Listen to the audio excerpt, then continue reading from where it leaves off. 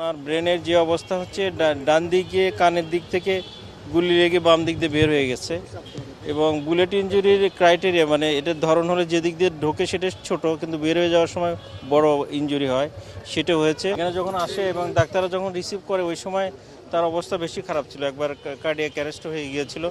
এবং ওই সময় যেটা আমরা নিউরোলজিক্যাল পেশেন্টের যে বিভিন্ন উপসর্গ দেখে তার অবস্থান নির্ণয় করি, সেটাকে গ্লাসগো কোমা স্কেল, সংক্ষেপে জিসিএস বলে।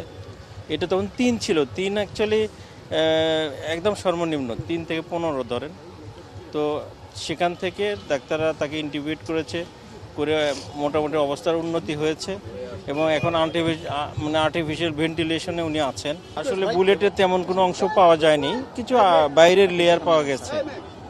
আর যেখানে গুলিটা বের হয়েছে ওখানে ক্ষতটা বড়, ওই জায়গাটি অ্যাকচুয়ালি ব্রেনে কোনো ইনজুরি হলে প্রেশার বেড়ে যায়।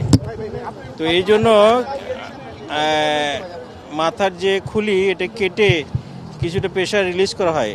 কেমন, এটাকে অ্যাকচুয়ালি ডিকম্প্রেশন ক্রেনিওটমি বলে, সেটাই করা হয়েছে, যে দিক দিয়ে বের হয়েছে করে। এবং রক্ত যেখান থেকে রক্তক্ষরণ হয়েছে এগুলো বন্ধ করে ওনাকে অ্যাকচুয়ালি ব্লাড প্রেশারটা মেনটেন করে পাঠানো হয়েছে। অবস্থা আশঙ্কাজনক, সবাইকে দোয়া করতে হবে। এটার আউটকাম সম্পর্কে এখন কিছু বলা যাবে না।